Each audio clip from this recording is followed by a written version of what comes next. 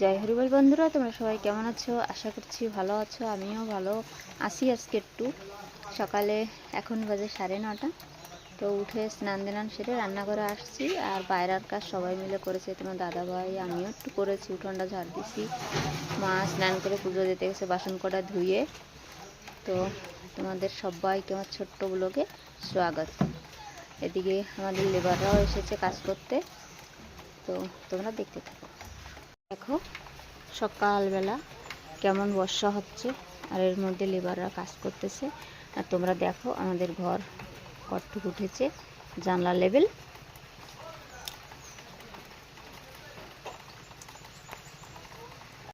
ভাতটা ওই দেখো নামিয়ে নিচ্ছি। এখন আমি কি রান্না করব ভাবতেছি। উস্তো দিয়ে কলা দিয়ে একটু ভাজবো, আর দুটো ঝিঙে, দেখছো তো, দুটো ঝিঙে দিয়ে মাছ আছে, মাছ দিয়ে রানবো, কারণ আমরা 4 জন খাবো। আর কে কে ঠ্যানি শাক ভালোবাসো দেখো, মা উঠিয়ে বেছে কুটে ধুয়ে গুছিয়ে রেখে গেছে। তো এখন এগুলো করব, দেখতে থাকো।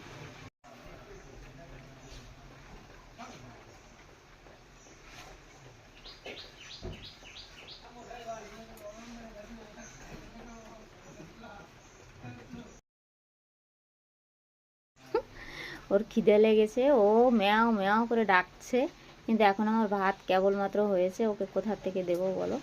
তাই রাগ করেছি, চুপ করে বসেছে। দেখো দেখো উস্তো কুচিয়ে নিয়েছি, আর অর্ধেক কলা ছিল সেটাকে কুচিয়ে নিয়েছি। আর এর মধ্যে কিছু পেঁয়াজ দেবো, পেঁয়াজ দিয়ে অল্প একটু ভাজবো। দেখো অল্প একদম। আমরা আমাদের কদিন ধরে ড্রাইভার নেই, তো আমরা 4 জন, আর ছেলেকে তো বাদ।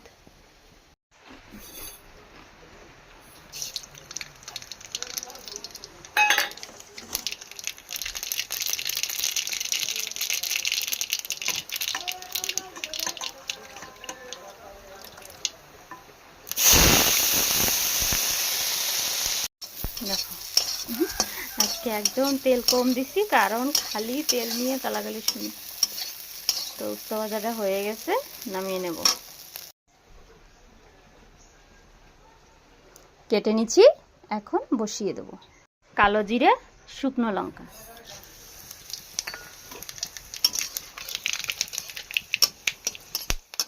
তারপরে দিয়ে দেব রসুন,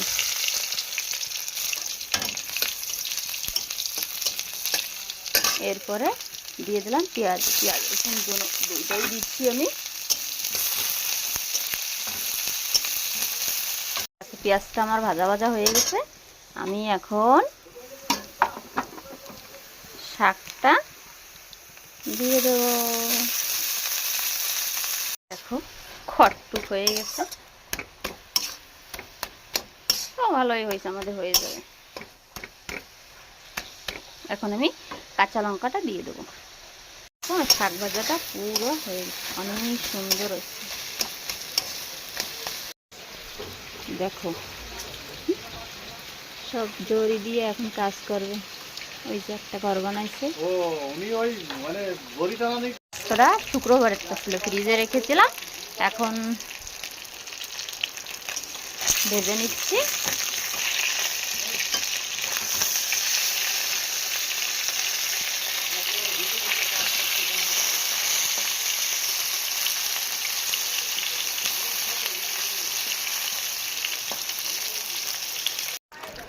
ঝিঙ্গাটা এখন বসিয়ে দেবো।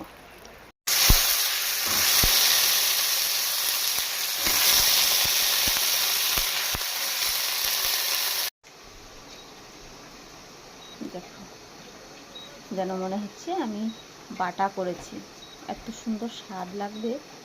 দেখো লঙ্কা কেটে দিয়ে দিলাম, আর মাছগুলো দিয়ে দিলাম। এখন আমি সামান্য একটু গরম জল দিয়ে দেবো, তারপরে একটু ধনিয়া পাতা দিয়ে নামিয়ে নেব। 10 মিনিটে তরকারিটা আমার কমপ্লিট।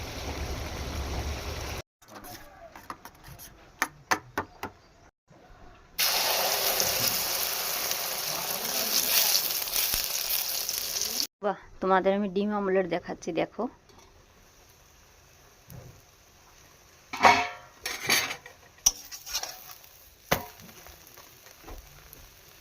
আজকের রেসিপি মাছ ভাজা, ছেলের জন্য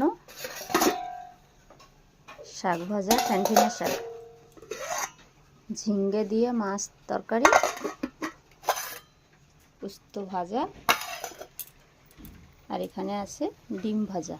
আজকের একটুকি সমাপ্ত। তেল গরম দিয়ে দিয়েছি।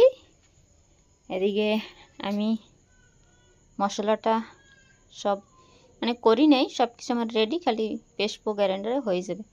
আর এখানে তোমাদের দাদাভাই করড আর কলজে আর 2-4 পিস মাংস আমার আর আমার ছেলের। আর এখানে এনেছে দেখো দেশি মুরগি। তো এগুলো এখন করব, তোমরা দেখতে থাকো। দেখো আমি জিরে, শুকনো লঙ্কা আর তেজপাতা ফোড়ন দিয়ে আমি পেঁয়াজটা দিয়ে দিয়েছি। এখন এদিকে আমার মশলাও হয়ে গেছে।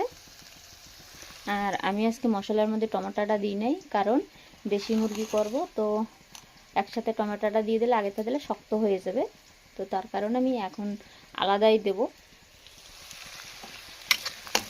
এদিকে আমার পেঁয়াজ ভাজাটা এখনও হয় না, আর একটু সময় লাগবে। পেঁয়াজটা হয়ে গেছে আমার, এখন আমি মশলাটা দিয়ে দেবো। দেখো মশলাটা দিয়ে দিয়েছি, তারপরে টমেটোগুলো দিয়ে দিলাম। এখন আমি একটু লবণ দিয়ে দিচ্ছি, তাহলে টমেটোটা খুব তাড়াতাড়ি গলে যাবে।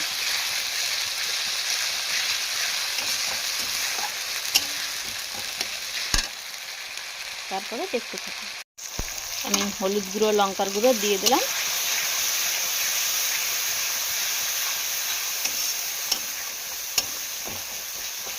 দেখো আমার টমেটোটা কি সুন্দর গলে গেছে, কারণ একটু লবণ দিয়ে দিয়েছি। এখন আমি চিকেনগুলো দিয়ে দেব।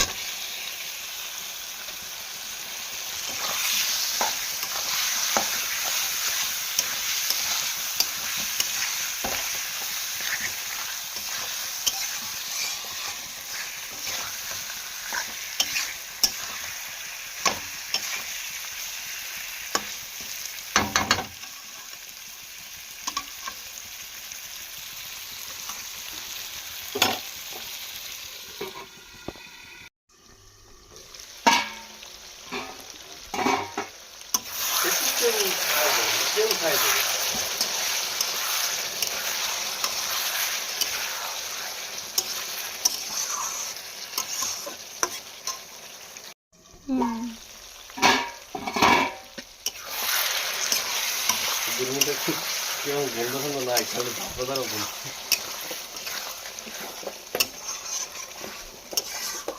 ওই সামনে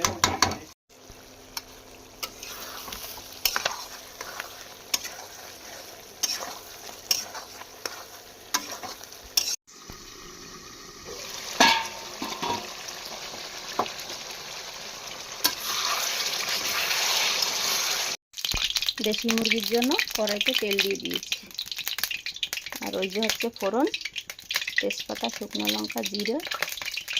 আর এটা হলো আমার দেশি মুরগি। তো তোমরা রেসিপিটা দেখতে থাকো। তোমার